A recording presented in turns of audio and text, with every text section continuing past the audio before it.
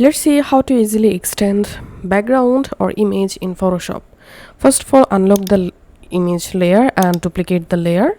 Select the upper layer and select the crop tool. Hold down the Alt key and extend your image size. Then click on OK. Now go to select and click on subject. Once your subject selected, now again go to select and click on save selection and give name here subject and click on OK.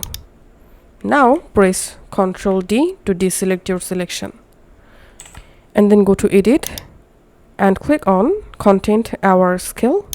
Here click on this protect and select subject. Now hold down the Alt key and extend your background or image size just like this and then click on OK. And here you can see the before and after result. So that's how we can actually extend our image in Photoshop.